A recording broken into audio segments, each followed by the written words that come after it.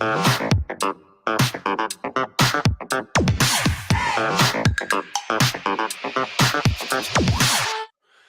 Garden and Old Show, Thursday night, 7 o'clock. Vince, Bomber Brown, Nathan, how are you doing?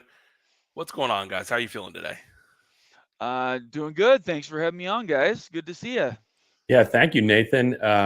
Ryan and I trying to get some folks to join the show today. Thursday nights are a tough night, by the way. Yeah. Yeah, they and really are. and of no fault of people. I mean, life is life, and you got to do it. So, Right. but yeah, so we welcome everybody. We'll give a few moments here for people to jump in. And as you're jumping in, if you haven't already liked and subscribed to the YouTube channel, please do so. Ryan and I think Ryan, we're right about 260 away from 1,000, and so we've been doing a steady climb. And so the more the viewers and watchers share that out, the better. So we appreciate you guys when you do that. And so why don't you do that now? Share it out now. Vince, you see, I'm going with the water tonight in preparation for leaving on the cruise this weekend.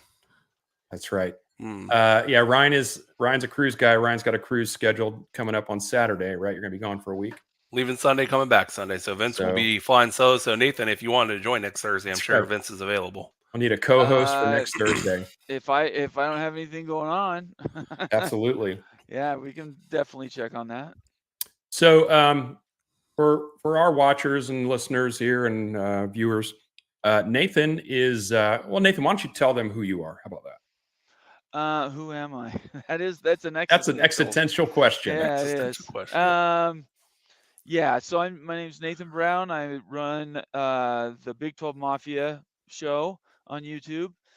Also, we started a college football mafia super branding that we're starting to do to bring in everybody's shows underneath one place. But you can find me in both places on Twitter. We're on YouTube. Just type in Big 12 Mafia and we pop up. We cover realignment. We cover like all of the NCAA news.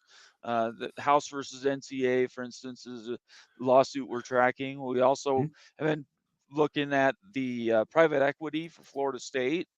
And boy, college football's never been this tumultuous.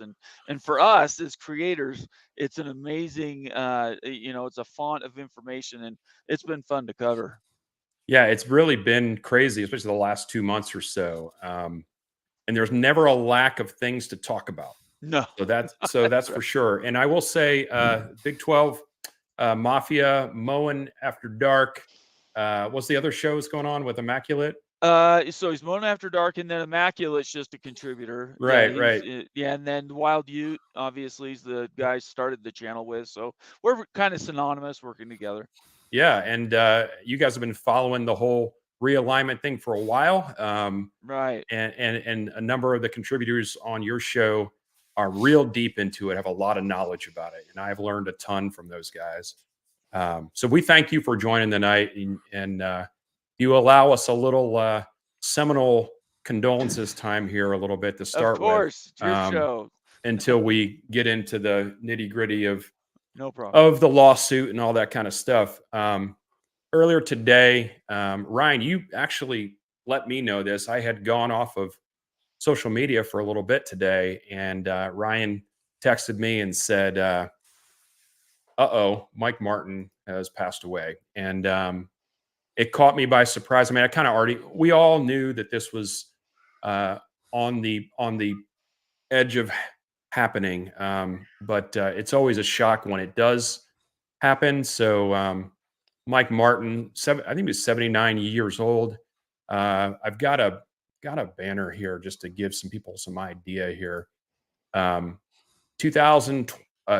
wins. That's wild. 733 win percentage and 17 trips to the College World Series. He's the winningest Division I coach of all time across all sports. Wow, really? So those wins are across all sports. He's the winningest coach at the Division I level. So it hit me kind of hard. I've been a baseball fan my whole life, but also going to Florida State and watching the team play, and Mike Martin was just a staple. And when you think about, Bobby Bowden and the type of legend he was and is, Mike Martin is the same. He's the same. He's the same generation, right? And the same type of person, the same type of focus on the family and faith. And the fact that he won a crap ton of games is almost secondary to the type of person that he was. But Ryan, do you have any remembrances of him? Well, yeah, of course. I mean, he was still coach the whole time. I was in school. I first got to Florida State in 2007. I know that seems like the tail end of his career, but I was watching in the Buster Posey era, and then the Jameis. That was a fun time. Him being a dual sport athlete, and all you heard about was how nice of a human being he was. And I feel for Mike Martin Jr. right now because he's got a season to coach, and there's going to be a lot of not a lot of dry eyes. I don't think in the Blink Jarrett. Blink Jarrett. Sorry, not Link Jarrett, but no, I'm talking about he's still coaching his son. No. Oh, I didn't know that. I didn't. He got another job. Okay. So my heart goes out to him because when you're a baseball coach, I would assume, Vince, for Mark Martin Jr., it was probably a big reason why he was so passionate about about baseball. You would just assume that this death is just not only personal, obviously being his dad, but also reflective on what his whole life. You know what I mean? It's wild because he grew up around the program, he grew up around everything. So yeah, so this photo here was taken out. I'm actually in the dugout, and this is during a skull session with the Chiefs, and Mike Martin was down in the dugout at that time, and I got a picture with him. I had met him a couple times before that, but I'd never gotten a photo with him. But I was lucky enough to get one there, and that is a cherished memory for me. Just think, I mean, I don't want to get all philosophical and all, but this is a fan thing, and we are just completely blessed to have had Bobby Bowden and Mike Martin. I mean, give me a break. Right. Very few schools are fortunate enough to have one, let alone two. So our prayers and condolences out to the Martin family, the baseball program, and really any Knoll out there that has a connection with him and with baseball in general. So we just want to make sure we started the show with that because that's what you should do. Right. Nathan, do you have any memories? I mean, have you even tertiarily? I'm sure you are aware of them. No, actually, I'm not. Baseball for me since Ken Griffey Jr. quit playing, I have not tracked in a long time. I loved it in primary school all the way up through high school, but then it just started getting out of control in the 90s. Yeah. So sure. I sort of fell off. And in college, that's just something I never tracked. So he sounds like a great guy. Anybody that can stand alone with Bobby Bowden had to be a pretty cool cat. Yeah, and that's the last thing I wanted to bring up as we move into the lawsuit talk, Vince, is that it's kind of the last, Leonard Hamilton, at some point when he retires, they were like the trifecta, right? I mean, you could even say Sue Summeron. They were, all together at the same time, long-term, very successful coaches with multiple, Right. conference titles or even national titles. And you kind of feel like, with this happening today, and then with Leonard Hamilton, it doesn't. I mean, listen, I want him to coach a few more years, but I got to imagine the next 5 years he retires or moves on, and that'll be a sad day because all these Vince, especially you're the old part of Garner and old. Yeah, they were still part of my life for sure. Yeah. But for you, it was essentially your entire Seminole life were these coaches. Yeah, I mean, for sure. And it's just a turning of the page. And so, I mean, I don't want to, again, time marches on. And like I said, I'm just sad for the family. And, but if you're in the comments and you'd like to chime in, you have a memory of yourself with Coach Martin or whatever, jump in there and let us know about it. So there you go. Mike Martin baseball camps were a staple. when I was growing up in the 80s. I never went to one, but I remember seeing a lot of my friends wearing Mike Martin. That's right. The Mike Martin baseball camp shirts were everywhere. Yep. And shout out here to Summit Hawk. Hello, Summit Hawk. Thanks for joining us.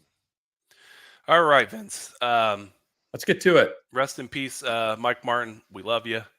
Hope Bobby Bowden welcomed you up there at the 50-yard line and said hello. I can imagine they're probably drinking a nice cool drink. And, a little lemonade. They're enjoying. Absolutely, no doubt about it.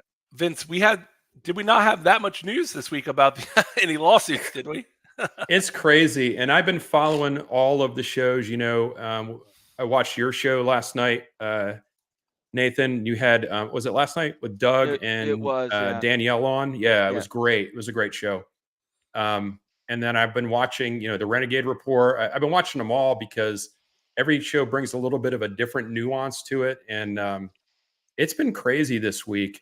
At this point, in my opinion, and I'll let you guys both answer this, but it seems to me that if there are some negotiations going on behind closed doors, they don't seem to be going well. Right. Well, what do you think about that? Yeah, Nathan? The communication is breaking down.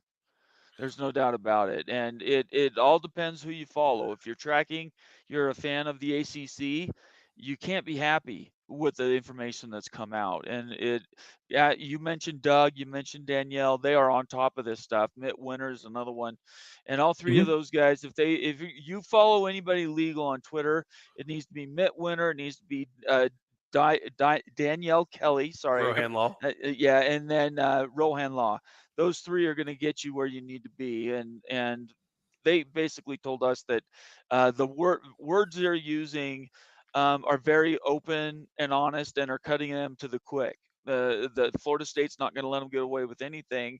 And at this point, outside of the actual separation, leaving the conference early, which is anywhere from $100 to $140 million, there might not be a Gore penalty. It's quite possible that they don't have to do that at all.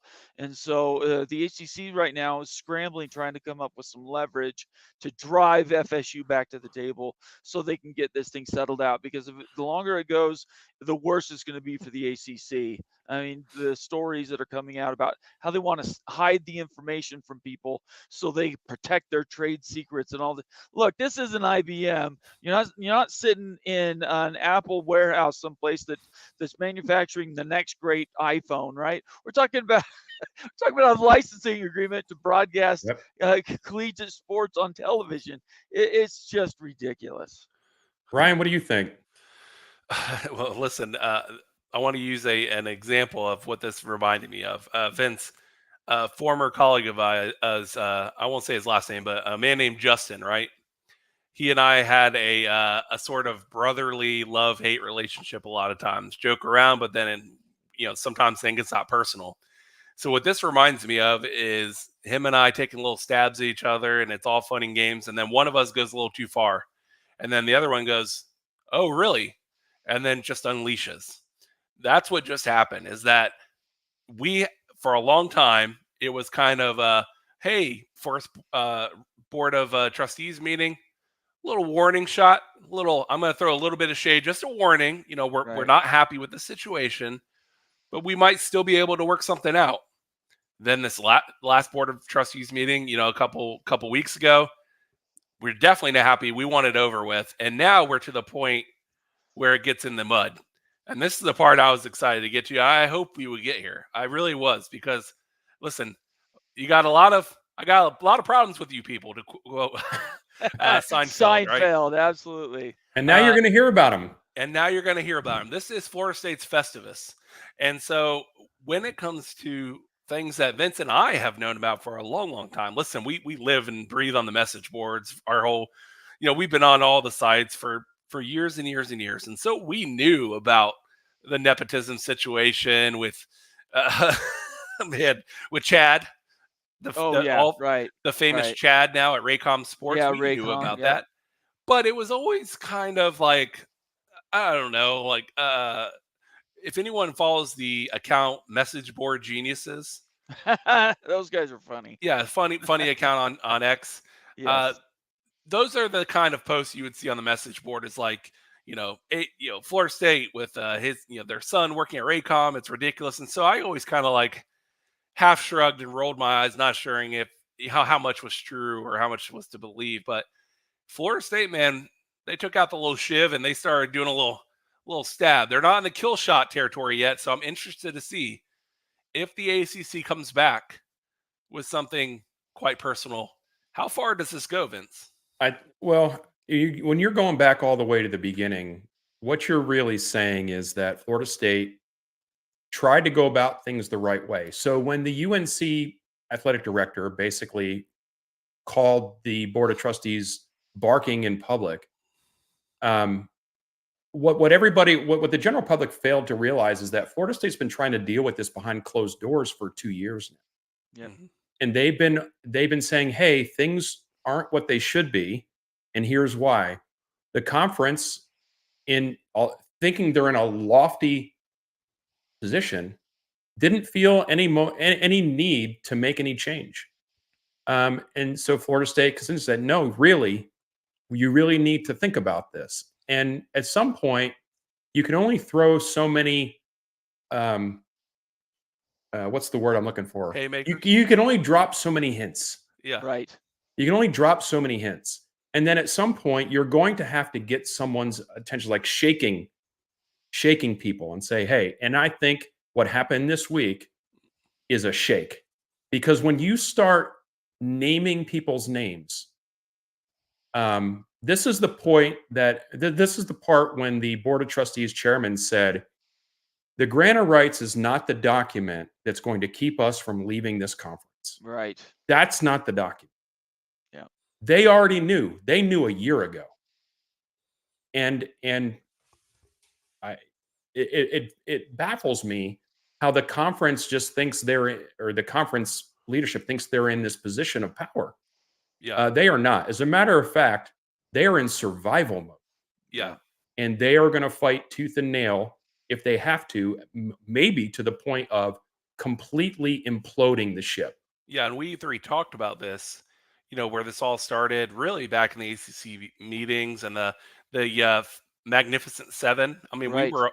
that's how we all met, right? Is Yeah. when that stuff started breaking, and there's some rumors at the time, now pretty much confirmed that there may have been some shouting happening Right. between the presidents and athletic directors and a lot of other important people that might have been on calls and in the room, and Jim Phillips even being called back to the boardroom to maybe play peacemaker a little bit. But we made it clear then that we are not satisfied. They called our bluff, and we said, "Okay, let's do this." Then the ACC rebutted, and now we rebutted again, and now here we are. So, how far does this go, man? I mean, are we talking?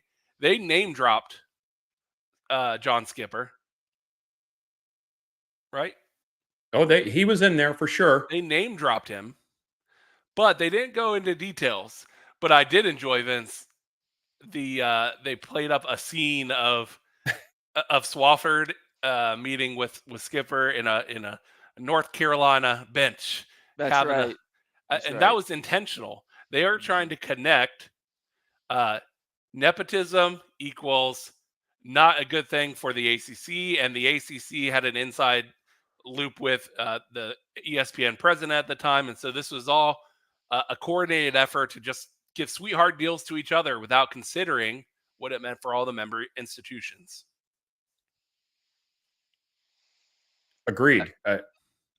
Go ahead, Nathan. I was just going to say, I think the ACC for 2.5 years, they had chances to fix this thing.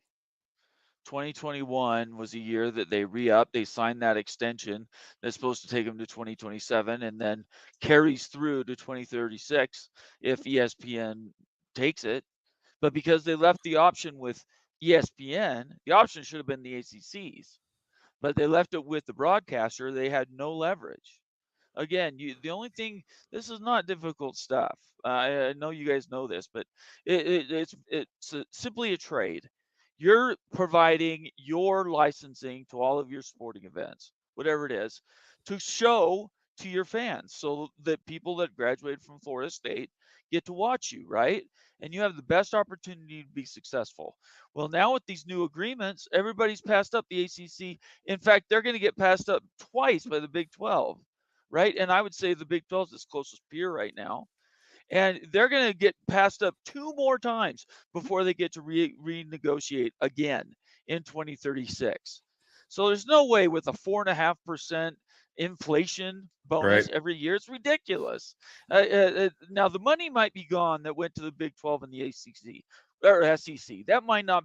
Those might be the biggest contracts ever done for college sports, right? The economy still hasn't come back. We're still looking at consolidation on the broadcaster level. A lot of like the Googles and Amazons haven't jumped in, and Apple haven't jumped into broadcasting sports. So there's not that many options out there right now. So to take the idea that, hey, you're going to hold your best brands hostage, and I've seen anywhere from 23 to 32% Florida State is worth of the entire value of the ACC contract. If you're even worth a small portion of that, it's still more money than you would ever see in the ACC contract at all. So the ACC did this in a sweetheart deal to stay close with Raycom wanted to stay close with ESPN. We all know how corrupt the system that was.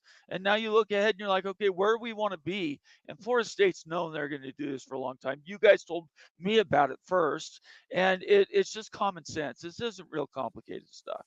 When you follow the line, and when it's happening, you don't really. It looks kind of weird, and it doesn't feel right. But when you look back on it in hindsight, you're like, man, this thing was messed up.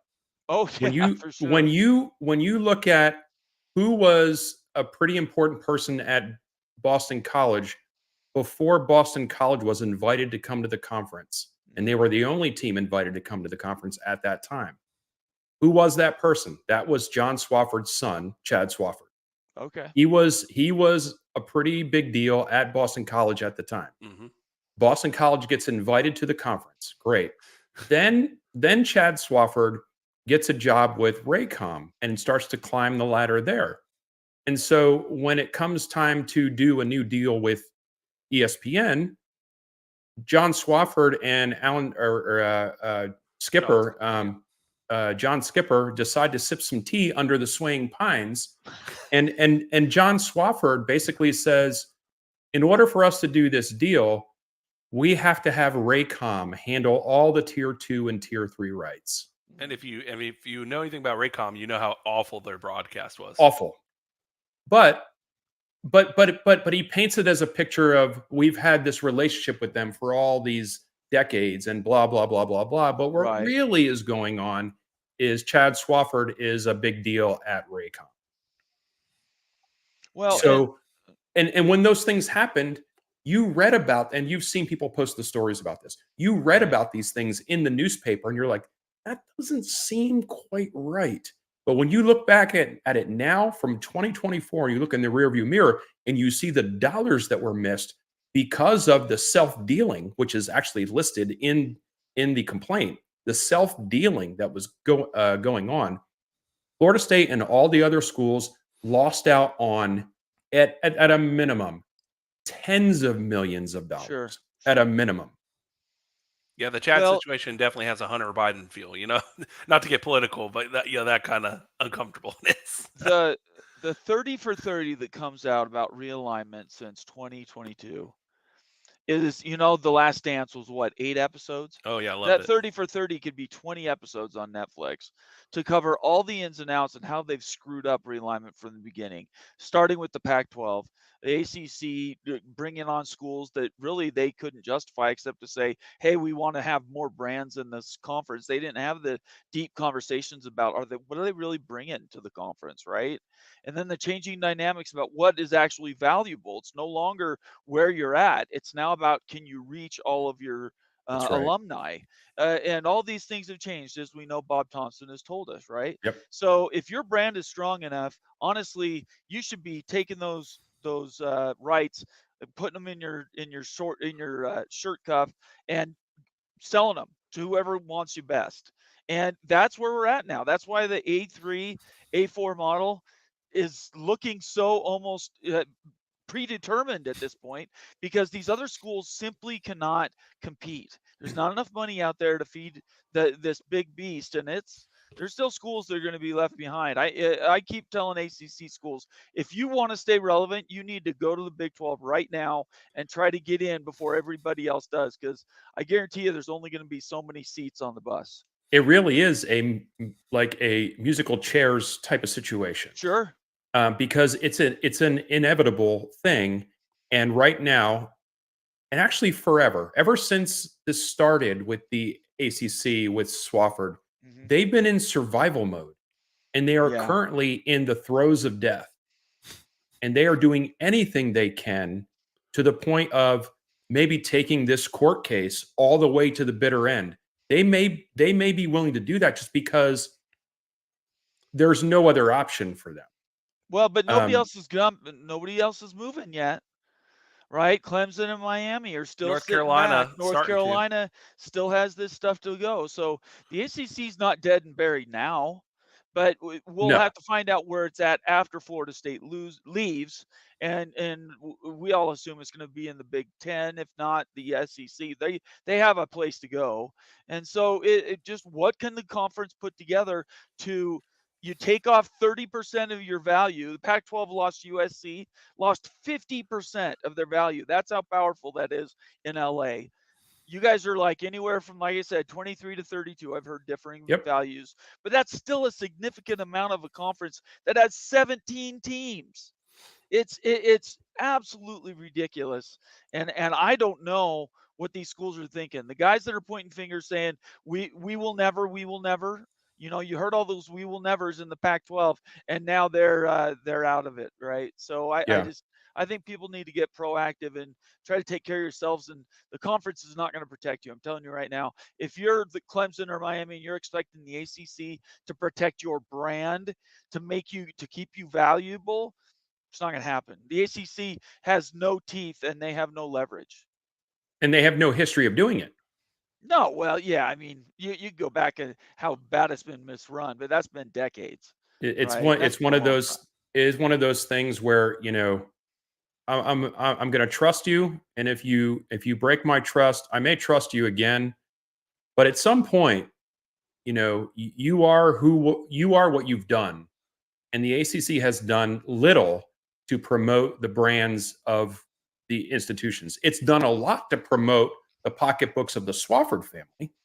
Right. It's done a lot to do that, but it has not promoted the brands. Ryan, can I ask you guys a real quick question? Sorry, Yeah. Vince. This No, is go just ahead. something that has been in my head for a long time. Where was the oversight for the ACC? Florida State's been agitating for a while, but you guys could have been on top of this years ago. You could have gotten a few people together and said, we need to go and look at this thing and actually know what we signed up for. Why weren't they auditing him Yeah, it's every our old year? athletic director. I don't understand what these schools, North Carolina, Duke has been negligent, over the top. They might be playing in the AAC in 2 years. I mean, it just blows me away that nobody decided to ask the same questions. The same thing happened at the Pac-12. Nobody was discerning and went in and said, we're not going to just take their word for it. We're going to actually go in and find out for ourselves. You know about the frog in the boiling pot. Right. Well, sure. Right. Yeah. So it was a slow boil. Right. And by the time everybody turned around and saw, you know, your major rivals about to make $30 million more per year, by the time that struck in their head, right, Florida State's leadership was in a mess. Okay. There was no alignment between the president and the boosters and the athletic department. It was a mess about up until 4 years 21. ago. Yeah. Yeah. Okay.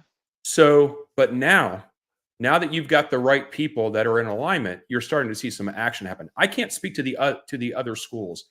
I just, in my thought process, they were happy to be in the cult. Like the wool was pulled over their eyes. Right. Right. And no one was willing to rock the boat. I mean, why would Wake Forest rock the boat? They wouldn't. Yeah, they're making a killing for what they're worth. No, but you can't make decisions based on guesses. If they Sure. want to, they might know that they're at a disadvantage in the conference, right? They might look in the mirror and realize who they are and know where they fit in the conference, but that doesn't mean they shouldn't have been proactive in trying to do whatever they could to secure their future. You know, the minute Oklahoma and Texas left, if I would have been Syracuse, I would have been Boston College, any of those schools, I would have been looking out and said, what can we do to make our brand better? Because if you look at Clemson and Florida State, and I'm not even going to put Miami in there, Clemson, Florida State right now, if they leave, we are literally dead in the water. And now you find out the contract doesn't even go through the 2036 with a 4% rider. Now you found out that the ESPN could walk away tomorrow and pay a fine and get out in 2027 and be done. It's just ridiculous. Ryan, I'll let you jump in now. I've been talking a lot. Thinking about this, I guess you would say big picture going forward. Let's look at the future now. This relationship's over. There's no way they mend anything. So we already know Florida State, we know for a fact, is out. So what I'm most interested in is who's the first other ACC school that in the next year has a board of trustees meeting with the kind of language that Florida State did, and then all of a sudden the ball starts, the snowball starts turning into an avalanche. And so I'm really, really interested. I'm interested to hear your takes. Who are you guys? Because it's inevitable. Who is the next school to kind of have one of these out in the open, making it clear our intentions meeting? I want to jump in here. Yeah.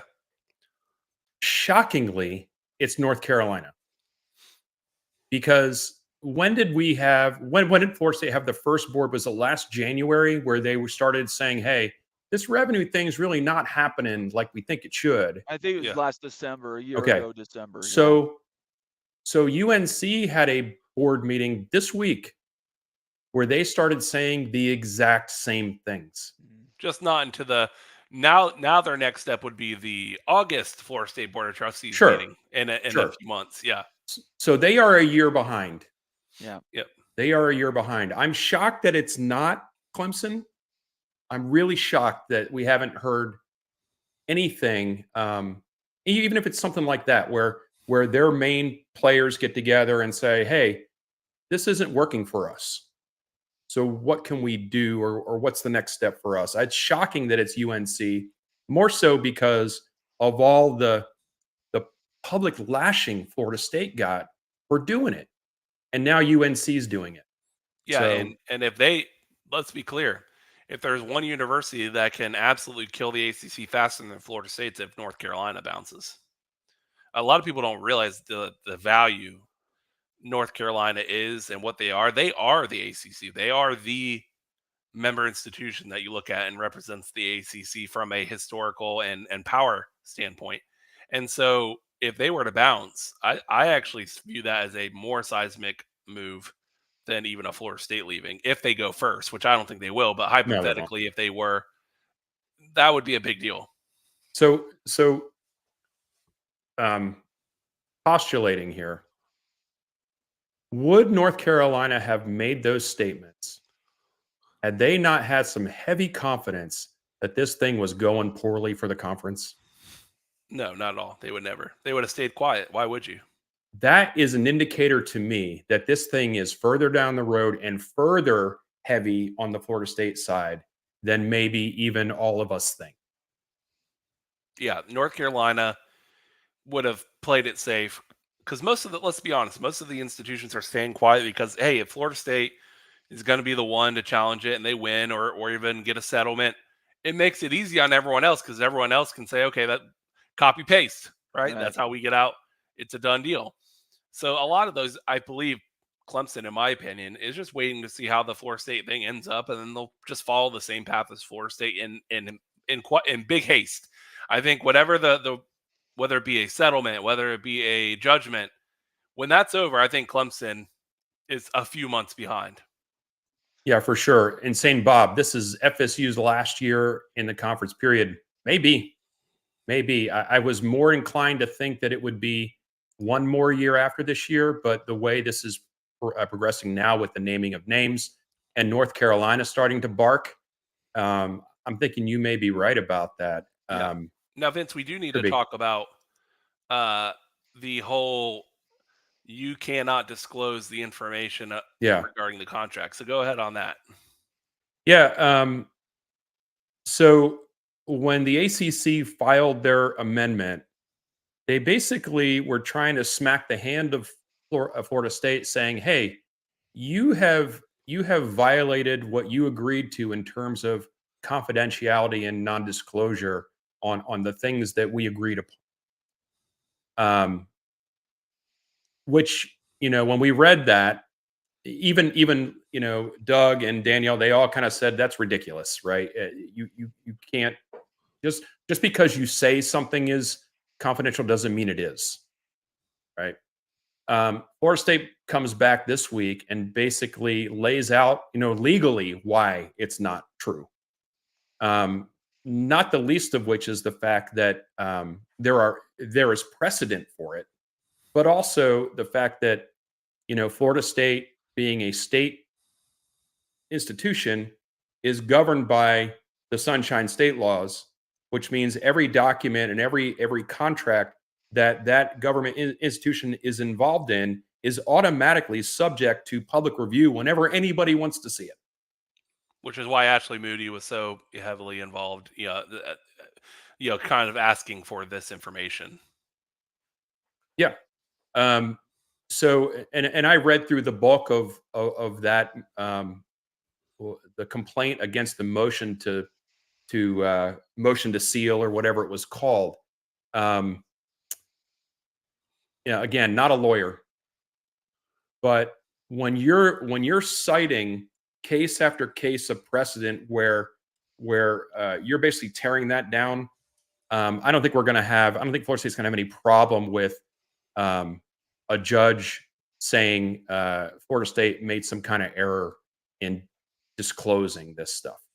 Yeah, for sure. No, and it's weird. It's just a weird thing. And someone posted a GIF of the liar scene where it says objection, and he says, on what grounds? He says, because it's devastating to my case. Right. That's what it is. The ACC says you can't do that, and they're like, why? And he's like, well, because it's mean. Right. Yeah, and I think somebody posted something about this. Like, you can't say you're not going to disclose something just because it's going to be embarrassing. Right.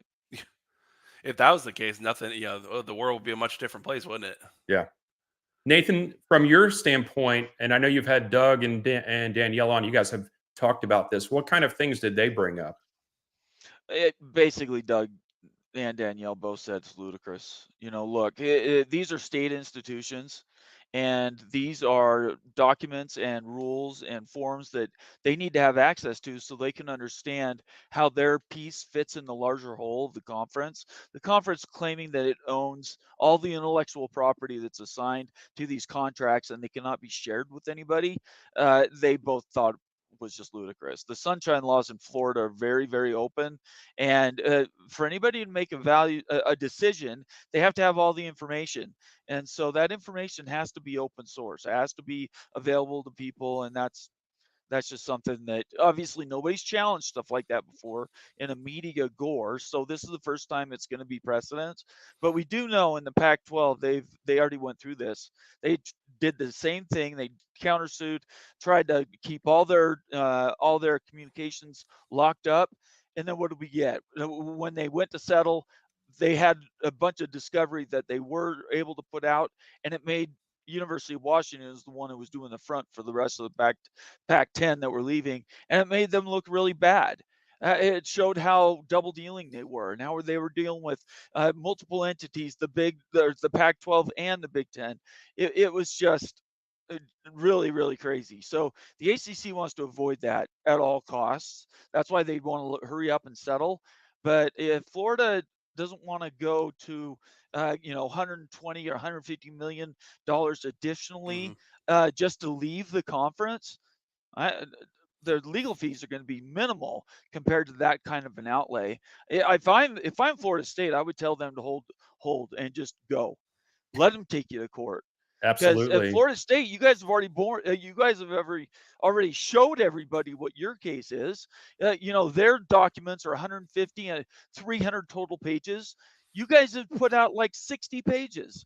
an argument and then the addendum. There's nothing else to add to it, and it's just stupid. The ACC, I just don't know how they can survive this one piece. Keeping Florida State in, I think that's foregone conclusion. Now it just depends what's going to be after you guys leave. What's interesting in that motion today that came out is, and we all kind of thought this is the case, but it was spelled out in there. North Carolina also has public records laws, Right. and so any of the schools that are state schools, it's. I mean, it may be subtly different than the Sunshine Laws, but it's the same idea.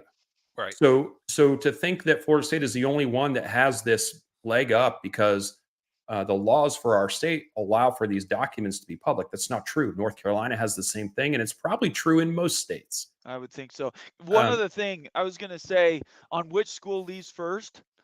I think it's going to be Miami.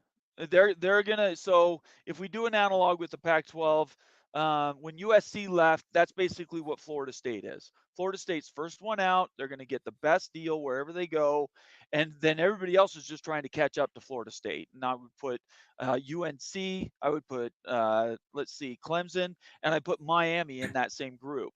They want to be in that first wave, right? They don't want to be left holding the bag. Well, Miami is a private school. They don't have near the regulations or the stuff that would hold them back. They could make a deal right now, and they wouldn't have to do anything special to leave the conference. So that's why they've been agitating, right? Greg Pflugar's talked about it. He thinks, or he's been told Miami's going to be the next one once Florida State gets out. So from a purely process standpoint, Miami's the easiest one to have lead. They don't have any rules in North Carolina tying it to North Carolina State, and Clemson can't make up their mind. And it's shocking that they didn't decide to do this with Florida State. They had to have talked about it, and they didn't do it, which tells me their case is not very good. So in my opinion, it's going to try. Miami's going to do everything they can, even to leave it like a quarter share or something for a while. I could see them doing that to get out of the conference. What I want to go back to something you said, like Clemson's case is not as good. I don't know that I agree with that. Once Florida State gets through this and is deemed that these documents are not valid, right? It doesn't matter what anybody's case is. It applies to everyone else. Yeah. But the difference is though we're talking about different states, though. True. They don't have access to the same, right? Florida Sunshine, everybody's talked about it. How Sunshine is a great disinfectant. So open up all the records and everybody can see what's on the inside. Right. Bleach it all. South Carolina does not have the same type of rule, and it goes state by state. That's why it would be different for one school than another. I'm not saying they're not going to go, Vince. Don't misunderstand. Yeah. I'm just saying from a purely process standpoint, the only one that's really not tied to anything statewide would be Miami because it's a private school. All these other schools we're talking about that would be in the first wave, they have to go through their own state legislatures. They can't just go write a check and get out. They're not SMU, which is basically what Miami is right now. I want to throw a question up here or a statement up here from Sergeant Pickles, who we all know very well. Oh, yeah. And by the way, if you have any questions or comments and you want to throw them in the chat, we'd love to have a chance to answer those things. FSU won't get out for free, but a settlement to leave in a year or two without airing all the dirty laundry is preferable. Right. I normally would agree with that until I started thinking about the possibility of, is it possible that the ACC has caused damage to Florida State that they can quantify? Absolutely. And so the way I kind of look at it is this: if we are going to go to the settlement table, and there's a number, like the ACC wants it all, and Florida State wants zero, and we're coming closer, right? We're coming closer to the middle. But let's just say that the ACC says, we'll let you out for $150 million. But you can't actually leave the conference until 26. If I'm Florida State, I look at that and I go, well, wait a minute. You've already caused me to be behind my peers. Now you're going to ask me to be further behind my peers for the next 2 to 3 years. I would look at that and say, okay, we will leave in 26 or whatever, but we're going to take 30 million off for each year we have to stay. Or Because we're going to take the case all the way. Or we're going to take the case all the way. So because we're already at a $30 million detriment each year. Right. So if you're asking us to stay till 26, 3 more seasons basically. 3 times 30 is 90.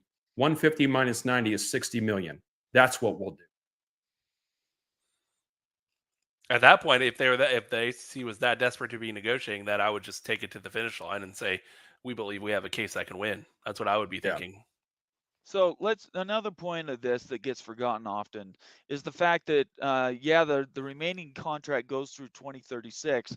The contract we just mentioned with ESPN only goes through 2027 with their option.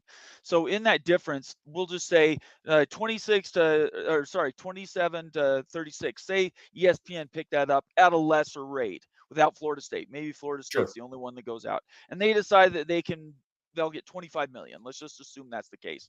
And they're thinking that any school that leaves is going to have this giant windfall, and all the schools that remain that stay loyal are going to get that money out to them, right?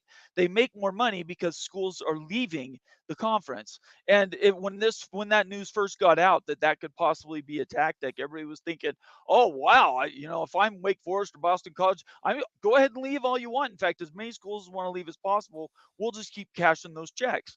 Well, the problem is that it's titrated over a 13-year time frame. They're not going to get the balance of whatever their out is in the first year. You might get $1 or $2 extra million a year. So there's this talk about these giant windfalls, and the people want to stay in the conference, a dying conference.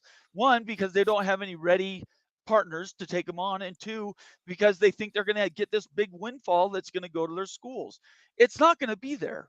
If 3 schools leave tomorrow, Florida State leaves, and we'll just say Clemson and Miami leave, and they all leave for roughly $100 million.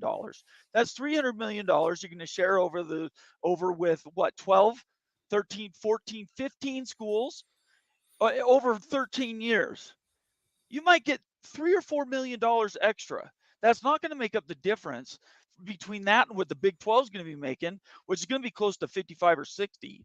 It doesn't make any sense. So that's why, from a math standpoint, go ahead and all the schools leave that you want, and go ahead and you can decide to stay. But I'm telling you right now, your value is worth a lot less the longer you wait. It's better to cut it off right now and just go. Make the tactical decision for your school. You need to be in this upper echelon, and this is the best way to do it. Yeah, Seven Pist or Tempest. FSU going to tear the ACC apart. I guess on a superficial level, yes, but the FSU doesn't care about tearing the conference apart. Them leaving will cause a cataclysmic change to the conference, but that's not what they're after. They're after what they want, which is to get the value of the brand. It's not about tearing the conference down, which I think Sergeant Pickles made a mention about something like this too. Here he says, I would say, just like in the Merchant of Venice, be careful about trying to take your pound of flesh on the way out. I totally agree with you on this. I don't think Florida State wants to go scorched earth, because I believe that they don't want to harm everyone on the way out. I'm sure they have really good partners and people that they care about that are going to be in the conference. So I think they're going to settle.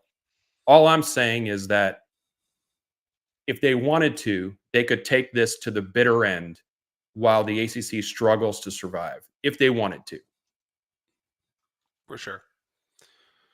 I do enjoy this, Vince. Miami to the AAC. Let's make that happen. Yeah. I mean, that would be great. Kind of fits what's going on there. Somebody mentioned here about Notre Dame just waiting in the wings to take on the master of ceremonies in a mostly private ACC once the bigger teams leave. Maybe. I think ultimately Notre Dame is going to end up in the Big Ten. Ultimate. That's probably a few years Yep. down the road, but they don't have any need to join a conference currently. Currently, yeah. What else, guys? I think that about covers the news on the case, Nathan. We always appreciate you being part of this. You bring up a lot of insight that our listeners love, and man, you bring some great fans also to the table too. So it's always great having you here. Tell everyone out there, Nathan, when is your next show, and where can they find you, sir? Sure. So our next show's tomorrow night. It's going to be 7 Eastern. We're going to be talking realignment, and it's a Q&A session.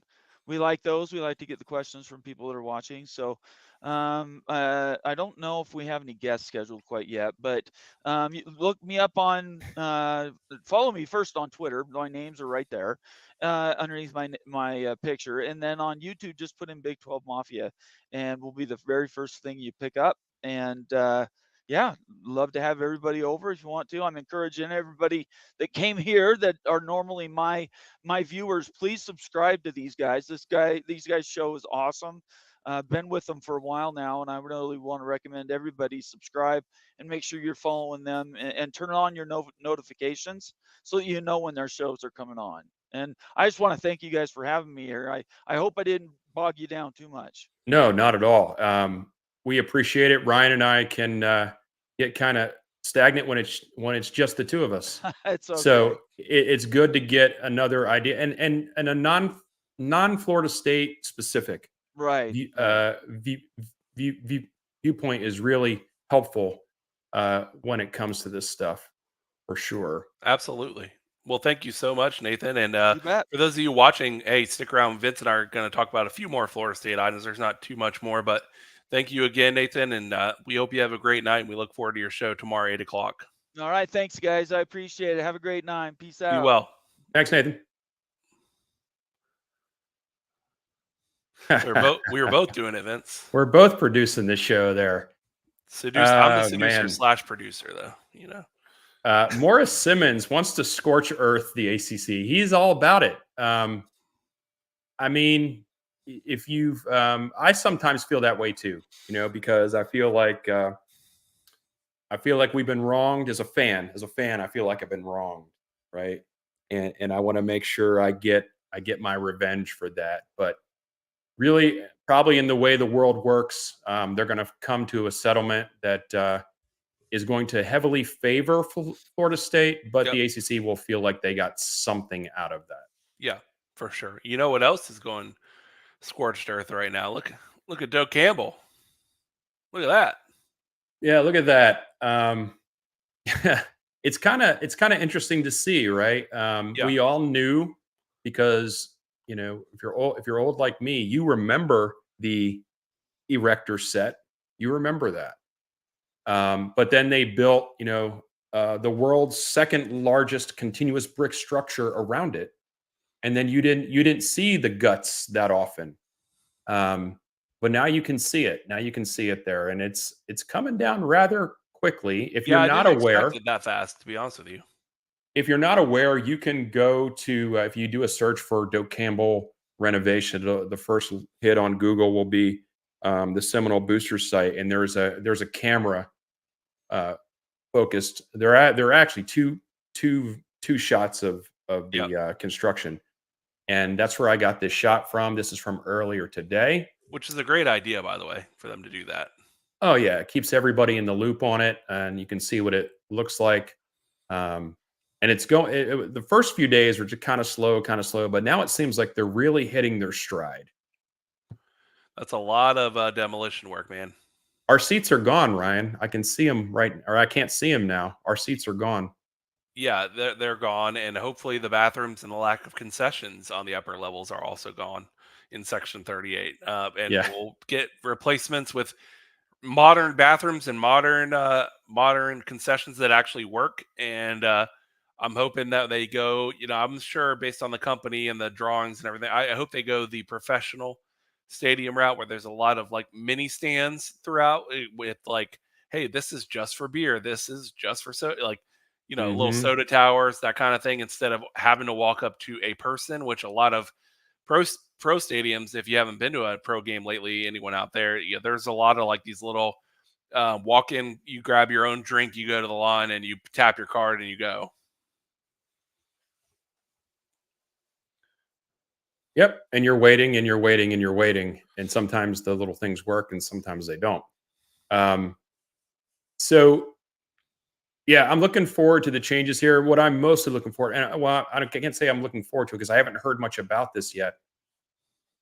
Is the Wi-Fi going to be fixed? You hope so.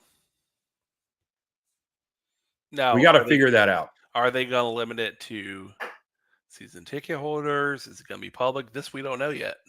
We got to figure that out because if you think about the reasons why people don't go to a game, right? They're fixing a lot of that, right? Mhm. You're getting a more premium experience. You're getting a more comfortable seat. You're getting easier access to food and beverage. You're getting bathrooms that don't make you want to gag. Like you're getting all these things that you would normally get at home, hopefully at home. What you're not getting that I've heard of yet is your connectivity. Yeah, Hopefully they're going to figure that out you would because hope it would so. be great, Ryan, if we could do our shows, our halftime show from the stadium. It would also be great to just check scores reliably, because God knows Yeah. they're not going to put it up on the big board on any Florida State game. There'll be ads. There'll be plenty of ads, but not a lot of scores, unless you want to wait for Ryan Kelly to scream The wrong score. the wrong score for the game that he said is about to be shown, and it's a completely different game from another conference. But That never happens. yeah, that never happens. We love you, Ryan Kelly. Yeah, that's. Just leave it there. Oh my God. We do things a little differently down here in Tallahassee. We don't want the Ryan Kelly with his positivity. Get out of here, son. As you know, probably to his defense, seeing as the connectivity is so bad, it's possible that we have some glitches in the system there. Vince, you have a little thing to share, don't you? Well, this showed up at the Board of Trustees meeting today. I watched that meeting today because I knew there'd be some information about the stadium here. And this is a slide that Michael Alford had as part of his part of the meeting. This just gives you a timeline on the stadium. And so they are still on track to be done to move in August of 2025. So not this year, people, not this year, the following season. So we're on track for that. And something else that a lot of people don't know is that this coming season, the overall capacity of the stadium is going to be in the mid 50s to upper 50s. So 55 to 59,000. Mm-hmm. Okay. That is not the end result capacity.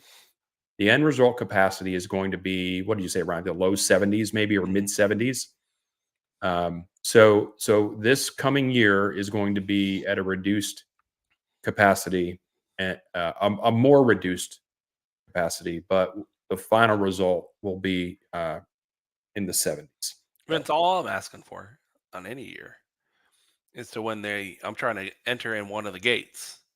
That doesn't take 30 minutes for me to get into the stadium. That's not too much to ask for. Just make a bunch of digital turnouts that you can just tap your phone and you just walk in, and you don't have to wait for 18-year-old random worker to try to go like this with his camera because it's bright outside and he's trying to scan, and it's just not happening. It's just not happening. He's just zooming in and out, and finally he just says, "Just go right in." That's what ends up happening, but it takes forever. I'm ready to walk in the stadium in like a 5 to 10 minute window, which I don't think is too much to ask for. Well, who knows what the future may hold, Ryan? You would think the guy with that scanner, it's almost as if he's shooting a gun, because he's got a recoil. Yeah, got to have the recoil on that baby. The recoil. So that's that. You want to hit a couple more comments before we close this out, I think. People were kind enough to comment. Hero 75. My crazy idea is Big Ten builds a southern wing like they did out west with Miami, Florida State, Georgia Tech, and Clemson. Possible. Yeah. Does this look familiar, Ryan? Yeah, we might have reported that this exact thing was going to happen with these exact teams, in fact. Actually, my teams were a little different. My teams were North Carolina, Clemson, Georgia Tech, Florida State. You'd have one school in each North Carolina, South Carolina, Georgia, and Florida. So I don't think it's a crazy idea at all. Not at all. I think that's probably eventually what's going to happen. Yes. Let's see. See if there's anything else here. Steve, Ojai, Florida. Yes, is that Ohio to Florida, maybe? The ACC could take the money from departures and put it in a war chest. They wouldn't be above that. I guess they could, but ultimately, this conference, the ACC, is going to be a conference of smaller private schools. Yes. And that's what it's going. If they want to survive at all, that's what it's going to be. So I guess that's true, provided Florida State doesn't decide to take this thing all the way to the mountains. Right. Hey, real quick, I do want to mention something, and it's not going to be next week while I'm gone, but the week following, Garnet and Olin should have brand new artwork and graphics and logos and everything. Compliments of our artist, my friend Dagan Moriarty, a friend of the show, brother of Colin Moriarty of Last Stand Media and Sacred Symbols. If you are a video game friend, he also co-founded Kind of Funny, which is one of the largest video game platforms. But yeah, his brother, who is an artist and a constant visitor on his show, Diggy Moriarty, is doing our artwork for our show, and exciting Looking times. forward to that. We're gonna have some new stuff, and you're gonna have some artwork that wasn't created by me and Ryan. Yeah, we're not using AI. We're gonna pay an actual artist to make some good work for us. So I'm excited to let Dagan do that, and hey, maybe we get him to come on the show. I don't know yet, but maybe we get him to say, "Hey, here's the art I did, and here's Absolutely. how I came up Maybe with it." he can do the big reveal. That would be awesome. Yeah. As a reminder to all of the watchers out there, the viewers, subscribers, we're pushing. We're pushing, man. We want to get to 1,000. I know it may not seem like a big deal to those of you that watch, but it's a big deal to us, the creators, to get to that mark. So if you haven't already done so, please take the time to subscribe to the YouTube channel. If you don't usually watch on YouTube, if you watch in a different platform, go on to YouTube and subscribe anyway. Yeah, it won't And bother you can you. watch it wherever you want. But if you don't mind doing that, it really helps us out a lot. We're getting there. And I would love to be able to have a big celebration show when we hit that mark. We are getting close, 261 away. So hey, thank man, you in advance. 3 months ago we were celebrating 500. So Yeah, I don't even want to think about the old days. We're just continually moving forward. I don't want to look in the rearview mirror. 1% better. We're climbing. 1% better every day. What else we got, Ryan? Nothing much. I'm going to be packing for my cruise tomorrow, and Vince will be doing the show next week on Thursday at 7:00, as always. Maybe I might drop in on the YouTube comments live from my ship. Might do that. And as always, screw ESPN eternally for what they did to us. We will never forget. And Vince, your favorite thing to say, go ahead. Send Chiefs all the damn time. My friends, if you care about the marching Chiefs being a part of away games, you need to make your voices known and let your representatives know, like your Seminole Booster representatives, when you talk to people that have this kind of power. As of right now, we do not know how many marching Chiefs are going to Ireland. We don't know yet. That's a lot of money to get in place before August, and the time is ticking. So we have to push the envelope a little bit. As I get more information about that, I will make sure I share it, because I know there are a lot of marching Chiefs and former Chiefs that watch this show. Send the Chiefs all the damn time. And hey, thanks for watching, everyone. Garnet Old, as always, no inside info, no contacts, no problem. Vince, I hope you have a fantastic weekend, a great show next week, and I will see you all in 2 weeks myself. Have fun, Ryan. Go Noles. Go Noles.